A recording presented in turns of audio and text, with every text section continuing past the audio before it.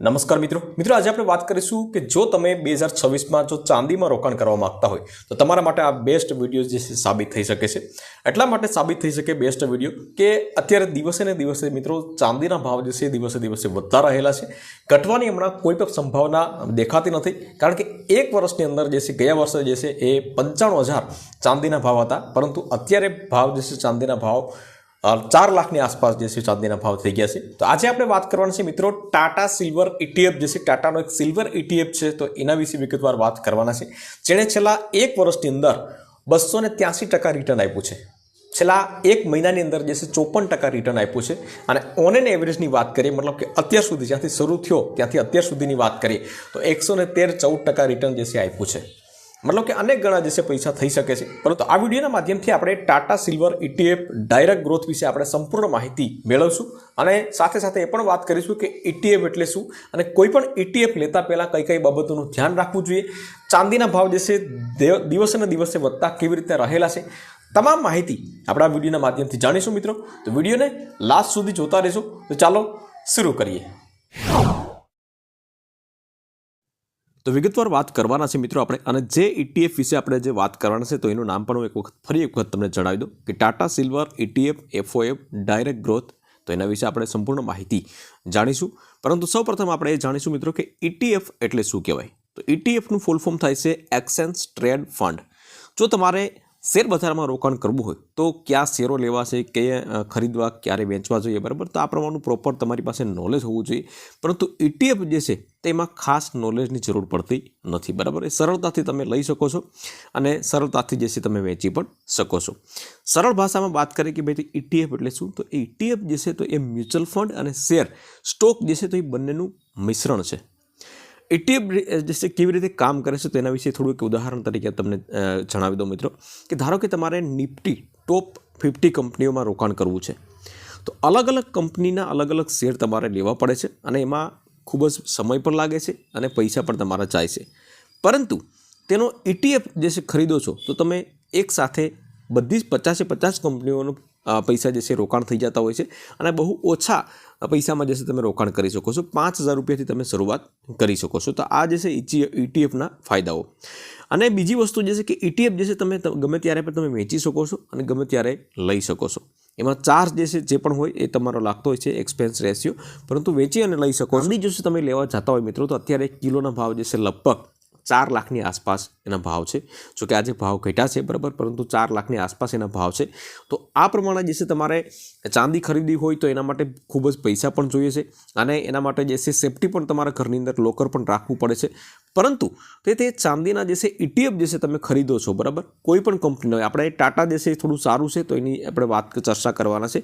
तो ए तमे खरीदी शको छो अने जेम जेम चांदीना भाव वधशे तो ए ज प्रमाणे तमारा ETF जे छे जेटला पण प्रमाणे जे प्रमाणे पैसा रोकेला हशे तो ए प्रमाणे વધતા રહેશે।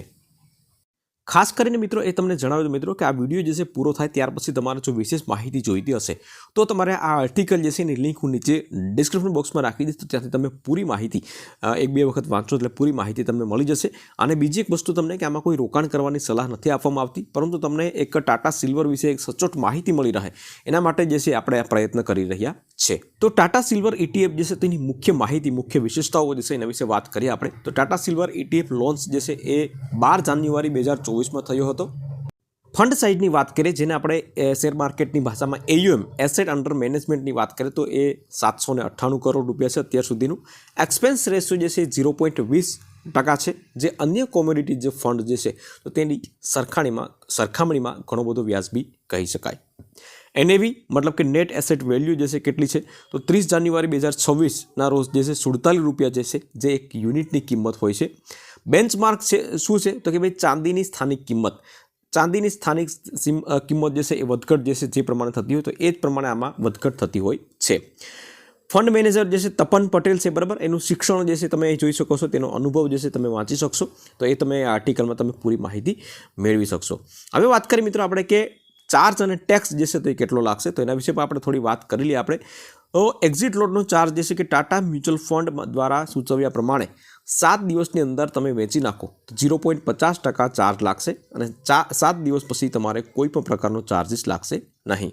ત્યાર પછી વાત કરીએ કે ભાઈ કરવેર ડેટા ફંડ્સની જેમ જે છે 1 વર્ષથી ઓછા સમય માટે જો તમે હોલ્ડિંગ પર 15% ટેક્સ લાદવામાં આવશે, પરંતુ 1 વર્ષ પછી તમે વેચશો તો એ લાંબા ગાળાના રોકાણ પ્રમાણે જે પ્રમાણે LTC જે ટેક્સ લાગશે 12.5%, તો એ જ પ્રમાણે આમાં પણ તમને ટેક્સ 12.5% લાગશે. 1 લાખ રૂપિયાથી વધારે જો તમે નફો કરશો તો બરાબર, 1 લાખ રૂપિયાથી અંદરમાં કોઈ પણ તમારે ટેક્સ લાગવાનો નથી.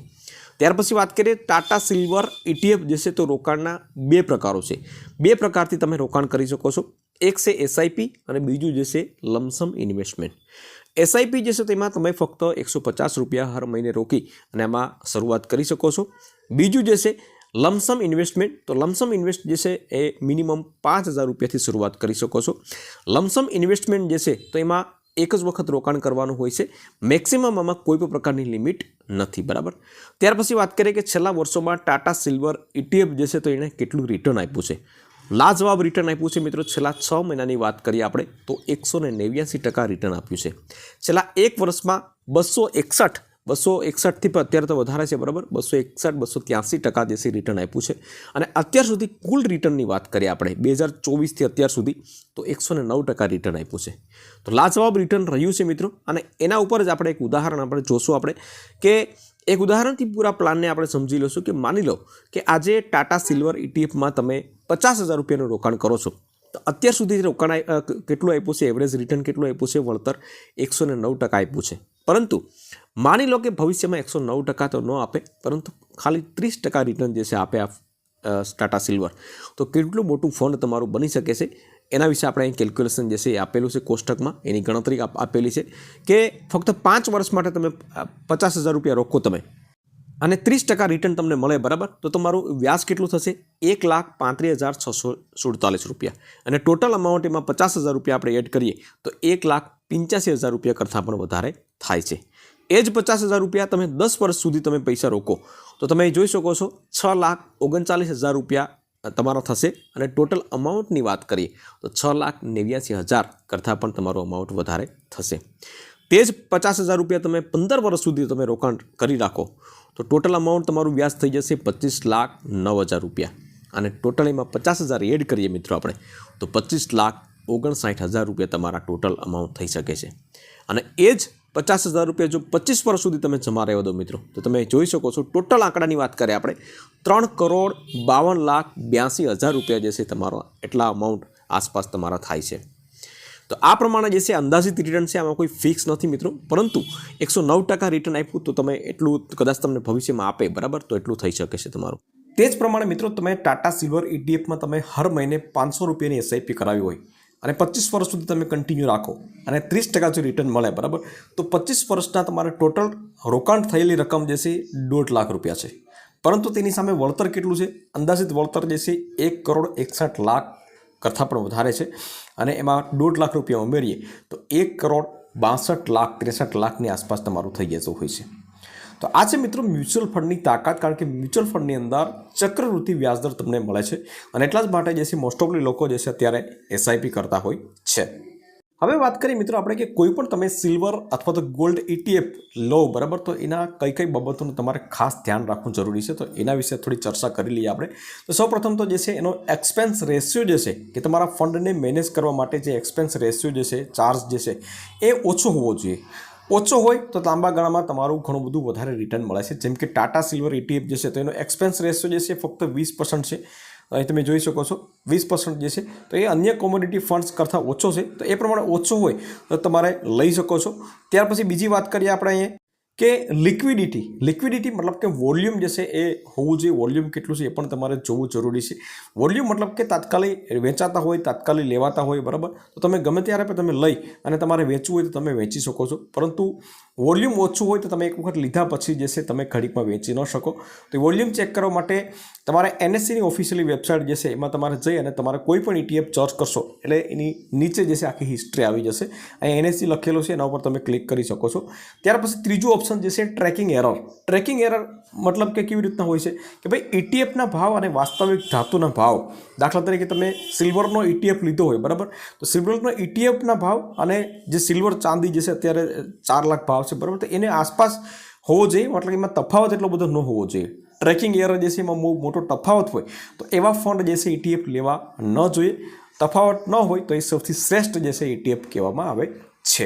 હવે વાત કરીએ મિત્રો કે ચાંદીના ભાવ જે છે સતત વધતા કેમ રહેલા છે, તો સૌથી મોટું વિવાદાસ્પદ કારણ જે છે સામે આવ્યું છે ગ્રીનલેન્ડ વિવાદ, અત્યારે એક મોટું કારણ આવે છે.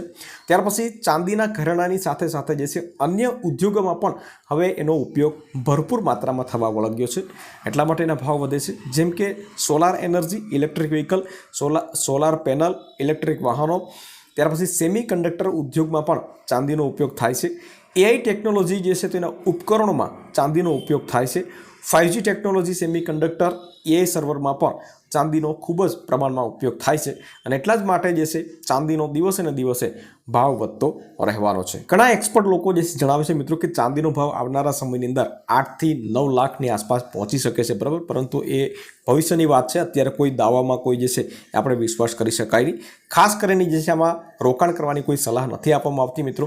ટાટા સિલ્વર ETF જે છે વિશે સંપૂર્ણ માહિતી મેં તમને જણાવી દીધી છે. તેમ છતાં પણ તમને કોઈ બાબત ન સમજાઈ હોય તો આ આર્ટિકલની લિંક હું નીચે ડિસ્ક્રિપ્શન બોક્સમાં રાખી દીધું, ત્યાંથી તમે ચેકઆઉટ કરી શકશો મિત્રો. વિડીયો ગમ્યો હોય તો વિડીયોને એક લાઇક જરૂરથી કરી લેજો, શેર કરજો અને ચેનલ ઉપર નવા આવ્યા હોય ચેનલને સબસ્ક્રાઈબ જરૂરથી કરી લેજો.